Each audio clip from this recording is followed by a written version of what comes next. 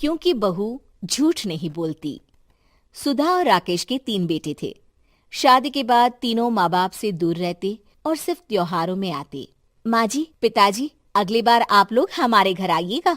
अरे नहीं बहू, सब यहीं आ जाते हैं तो घर खिला खिला लगता है। हाँ बहू, तू हमेशा बुलाती है तो जरूर आएंगे तेरे पास भी। हाँ हाँ, दीदी का घर बड़ा जो है, सब कुछ अपनी शादी के बाद दीदी को ही तो दे दिया था। हमें भी दिया होता तो हम भी बड़ा घर लेते। क्यों सुनील? अरे नहीं नहीं, पापा ने सबको एक बराबर ही दिया है। छोटी बहू, क्या चाहिए तुम्हें, बोलो।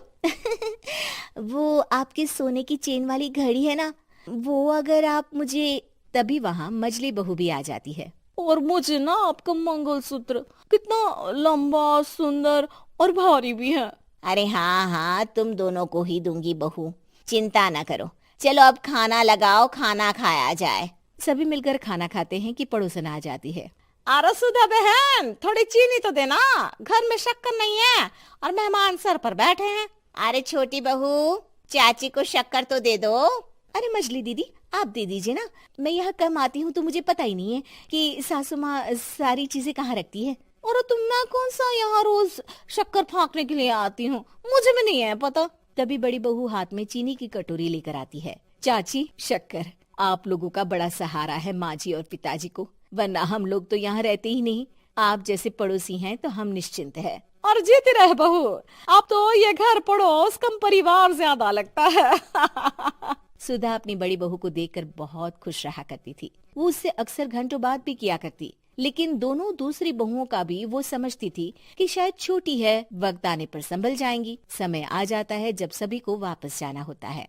माँ जी, हम लोगों की फ्लाइट पहले है, हमें इजाजत दे। वो सास के गले लगकर चली जाती है। थोड़ी देर बाद छोटी बहू कहती है, माँ जी, मैं ना ये सोफे के कवर और चादरें ले जा रही हूँ, यहाँ तो ऐसी ही पड़ी रहेंगी। हाँ हाँ बहू, ले जा, और कुछ चाहिए तो बोल। और तो चाहिए बहुत कुछ, पर चलिए कोई बात नहीं, अगली बार ले जाऊंगी मैं। ऐसे ही मंजली बहू भी घर का बहुत सारा सामान ले जाती है। सभी के जाने के बाद सुधा राकेश से कहती है, घर कितना सूना लग रहा है ना। हाँ, और खाली भी। तुम्हारी दोनों बहुएं सब बटोर गई। अरे ठीक है ना, हम दोनों ही तो हैं, कितना सामान लगेगा, फिर उन लोगों की नई गृहस्थी, इतना मत सोचा करे। समय बीतता है। ऐसे ही हर साल त्योहारों में सुधा और राकेश के बच्चों की बहू आते और जाते वक्त ढेर सारा सामान पैक कर कर ले जाती। लेकिन कुछ ही सालों में सुधा का देहांत हो जाता है। पिताजी, आप यहाँ अकेले क्या करेंगे? हम लोगों के साथ चलिए। अरे नहीं नहीं बहू, इस घर में सुधा की यादें हैं, मैं उसे नहीं छोड़ सकता हूँ। अब तुम लोगों की माँ नहीं रही। देख लो, वैसे तो मैंने उसके जीते जी सब कुछ दे दिया है, लेकिन कुछ उसका पर्सनल कीमती सामान था जो ये है, ले लो। सामान में होती है एक घड़ी और एक मंगलसूत्र। माँ जी ने कहा था कि वो ये घड़ी मुझे देंगी। हाँ हाँ पिताजी, माँ ने सबके सामने ये घड़ी सरिता को देने के लिए कहा था। उठा लो सरिता माँ की घड़ी। अब क्या था, छोटी बहू फट से घड़ी उठा लेती है। और पिताजी, ये मंगलसूत्र तो माँ ने मुझे ही देने को कहा था, याद है ना? वो सभी की ओर इशारा करती है। तू भी ले ले ये हार बेटा, कोई बात नहीं। मंजली फटाक से हार उठा लेती है। ससुर बड़ी बहू की तरफ देखते हैं। तुझे क्या दूं बेटा? पिताजी, माँ ने एक चीज मेरे लिए भी रखी है। सभी के कान खड़े हो जाते हैं कि आखिर सास ने क्या रखा होगा बड़ी के लिए। अरे माँ जी तो दीदी से प्यार भी ज्यादा ही करती थी, हमेशा उनसे बात किया करती। जरूर कोई बड़ी और अपनी प्रिय चीज दी होगी दीदी को। और देख लेते हैं ना, वरना तो हम भी बराबर का बंटवारा करेंगे। हाँ हाँ, कर लेना बंटवारा। लेकिन बड़ी बहू बताओ तो, सुधा ने क्या रखा है तुम्हारे लिए?